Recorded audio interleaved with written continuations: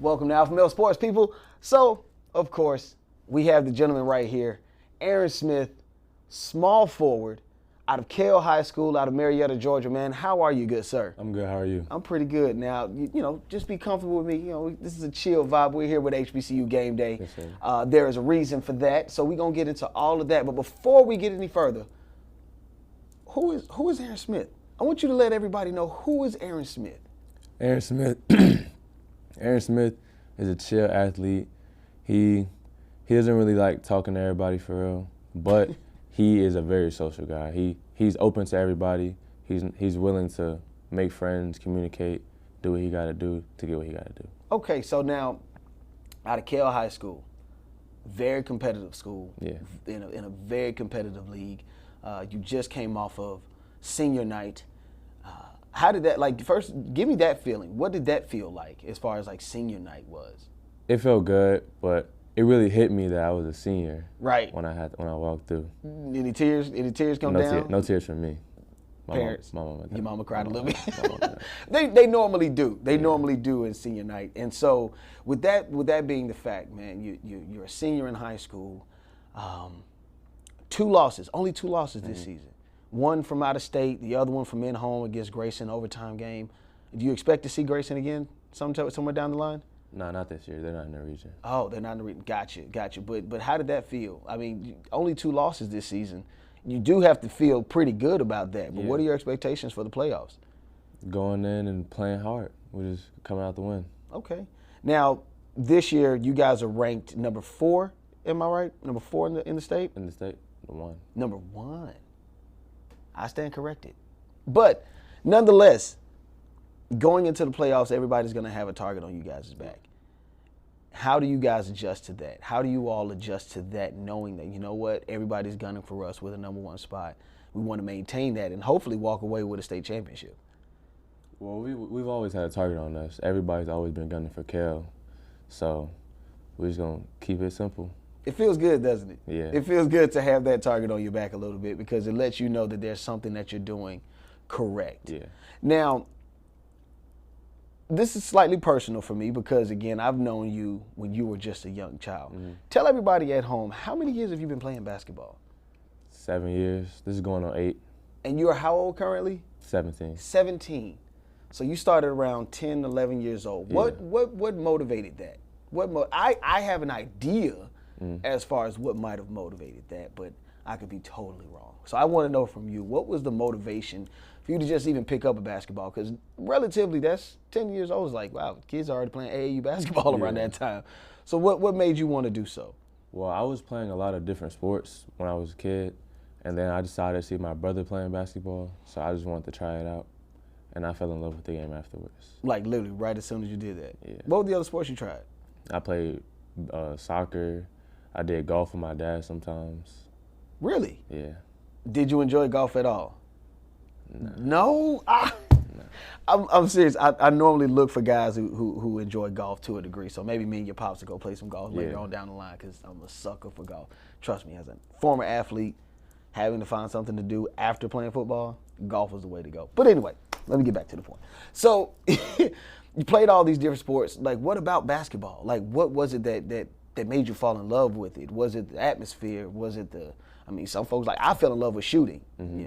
That was about the only thing I could do. But, like, what was it specifically for you that did that? Well, for me, it was seeing people dunking, like trying to get to the rim. Yeah. I seen that, and I wanted to try to keep doing that. I wanted to always try to dunk. I always wanted to try to dunk. Now, your first time dunking was what, 6th, 7th grade? 7th, 8th grade, yeah. 7th, 8th grade. So, wow, at that point, you're what, 2-3 years into basketball, yeah. So all right. So you set a goal. Let's say essentially you set a goal and that's what you did. You learned how to dunk. But after that, what made your game? Like, who did you watch? Anybody? Did you watch any specific players? Did you watch anybody at home possibly? I mean, I always watched Kobe. Okay. But I resemble my game against like Paul George, seeing them play. Okay. Ladies and gentlemen, you already know what time it is. It is me, he is I, and I am him. I am he that they call the Alpha Male. We are here with Aaron Smith, small forward out of Kell High School playing basketball. He's committed to, get this, people, Alabama A&M. So let's get into your choice, Alabama A&M. Why them? Why Alabama A&M? Well, the atmosphere. I went to their homecoming games. Okay. And just everybody, the crowd, energy, the family, everybody's around. Did you have any prior history to like HBCUs? What was your exposure to the HBCU culture or the HBCU lifeline? The energy. The energy. That's what drew you in. Yeah. Okay. Any family members or anything that went to HBCUs or anything like that? No. So you be the first one. Awesome. Now, I did a little bit of digging, did some research about Alabama A&M. Currently they're in their conference right around the middle of the pack. What do you expect as a freshman? And normally freshmen don't necessarily have an impact. What is your expectations stepping on the campus next year? Bringing defense. I want to help with the defensive side, bring more impact. And I'm going to get some scoring in, but defense is where the main thing Defense is your main focus. Yeah. Now, are you considered a defensive player now? Like, do you see yourself as being more of a defender than scorer? Because I've seen your tape. I mean, 2-3 steals per game. You know, you have a few blocks here and there, so I can see the defensive game there. But what is your, like, who is the player? I guess I'm going back to that. Who would you say you model yourself as far as defense is concerned? I mean, I could be a Pat Bev. Okay, Patrick. He's a little bit of a mosquito type deal. He's a little bit smaller than you though, right? Yeah. So yeah, I can see that. But then again, being this tall, 6'5", it does make you somewhat of a nuisance for other people. Now, back to Alabama A&M, because I spoke to your father prior to today, and one of the things I got from him was, the coach had basically sat you down and said, hey, if you don't plan on winning the championship, then don't even decide to come here. Like, how did that feel hearing that from a coach on a recruiting visit? How did that feel? I mean, winning is what I want to do. So, him letting me know that his plan is just to win a championship. Yeah. So I'm coming here to do. Okay. And now, you and Coach Hughley, you guys, I assume, have a pretty extensive relationship now that you guys are headed, to a whole new season next year. You're coming onto campus. What is your first expectations going on to campus? My first expectations, get accustomed to everybody. Okay. Like, knowing what everybody do, what they good at, what they bad at. Try to help be a vocal set. Gotcha. Plan to stay all 4 years? If I can. If I can come out early. If you can, okay. And that would be awesome, again, just being an HBCU player, coming from an HBCU and potentially making it to the league. I see that for you specifically. I do. But, some people might look at that and say, it's not big boy basketball. It's not blue blood basketball. Did you at any point have any opportunities from other schools that you said, I could have gone here, I could have gone there, but instead I chose Alabama A&M? Were there any other schools like in the picture, if you will? There was a few other schools. And just didn't do it for you? Nah. What was the deciding factor with Alabama A&M? The coach was on me more. He talked to me all the time. He called me every other week if he could. And courted you, right? Like the old folks used to say, coat. They coating. Yeah. Nah. That little further over your My great grandmother used to always say it's the word courting. You know what I'm saying? When you court a young lady. So normally when these types of things happen, as far as recruiting is concerned, coaches, I've heard in a couple coaches meeting, I'm a son of a coach, and they would say, hey, are you courting your players? Calling them, making sure that they're okay. Yeah, you know what I'm saying? So I hear that coming from Coach Hughley, and I see that that's something that was really important to you. Do you feel as though going to Alabama A&M, are you going into a family setting? Yeah. Is it all about business necessarily with you? It's a family. I went to their last game when they played, and they played the number 1 team in their conference. Won.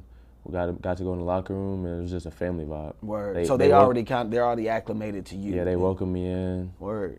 Okay. How did that feel? I've never seen. Now, here's the thing. On my recruiting visit going to college, for me, it was a lot of smoke and mirrors. They said, hey, we want you. When I got there, it was totally different. Not to, scare you or anything, but of course, going there, the players already know who you are. Coaches already know who you are. That has to be reassuring, knowing that you're going into campus next season. It made me comfortable. I know everybody. They know me already. I don't have to learn nothing new. I don't have to worry about nothing. Yeah. I know them. I'm here for business, Right. but it's a family still. Now let's have a little bit of fun. All right, let's have a little bit of fun. The HBCU culture, right? We hear about the HBCU culture. Plan on pledging any fraternities? Nah. No? Okay. Okay, listen, it's okay. It's okay. You ain't got to tell me. You ain't got to tell nobody else. It's just spitballing here. Well, besides that, I mean, I heard you mention homecoming and things of that such. And as a basketball player, you do get to enjoy, things of homecoming. And at times the college experience, not just HBCUs, can be slightly distracting. What are the things that you're doing now that keeps you focused, keeps you centered, keeps you locked in? What are the things that you're doing now that I know for sure you take it on the campus, you'll be able to dial into what you were there for originally? Yeah. I work out a lot all the time, mornings, sometimes late nights. Right. I get invited to parties and stuff. I don't go to the parties. Okay. I'm not a party type of guy for real. Yeah. So I'm not really worried about the parties. I can enjoy myself, yeah, but I don't have to be in a big crowd with big groups. In a big mix or whatnot. Yeah, I don't have to do all that. Yeah, trust me, it's nothing there. It's nothing there. It's nothing there. But I mean, and to a degree, I mean, how do you relax? Because again, you still enjoy yourself. I still have my group of friends. I can get accustomed to some people there and get another group of friends. I can still be fine. I don't have to be in big crowds, big areas. Right. Being in the mix, I can understand that. Now, a couple weeks ago, a former teammate of yours, Scoot. I always want to put the MP. I don't know why. Scoot Henderson had his jersey retired at your high school. Was looked at to be the number 1 or number 2 draft. Soon to be drafted into the NBA. This upcoming draft class. I wanted to know, because I saw that connection between you and him when he was there. What about him that you see that makes him as great as everyone says he is? Well, on the court, he's a whole new person. Like off the court, he's a kind, chill guy. He open to everybody. He speaks to everybody. He's not mean. He's not Hollywood. He's cool. Right. On the court, he a dog. He don't talk. He just play. Now, how did that affect you? Because again, I've always seen players, even in my time playing football, the great ones always expect more out of the people that's around them, and you were pretty close to Scoot. So, how did his game or his intensity during practice, during the game, how did that influence you? He always pushed me. Like if I messed up on something or if I didn't finish a play right, he'll push me. He'll make sure I get it right, or he'll make sure I do it right then. He helped me build up confidence to play my game how I play. Did he at any point, like, I guess, proverbially pass the torch to any player on the team? Because I know that, again, in the culture of sports, sometimes it can be somewhat of a passing of the guard from one leader to the next. I assume you see yourself as a leader on the team this year, correct? So what are some of the things that you guys did that he did that basically reinforced this form of leadership on the team? Well, verbally, we speak, so I talk more with the team, make sure everybody's straight in their spots, they doing what they got to do.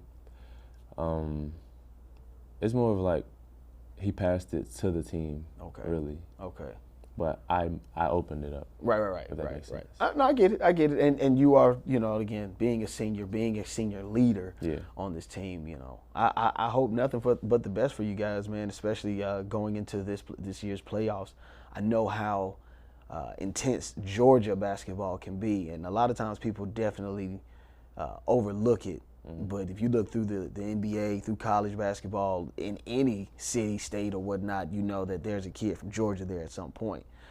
So again, ladies and gentlemen, this is AlphaMale Sports. We're sitting here with the great, and I'll say it early, the great Aaron Smith, who is committed to Alabama A&M University. Next season, you're going to be headed down there. So best of luck to you there. Best of luck to you for this year's playoffs. And I'm excited, and I'm expecting to see more from you. Definitely let me know after the show where I can get tickets for next season. I'll pull up, you know what I'm saying. Pops, make sure your dad give me, man. It's good to see you, brother.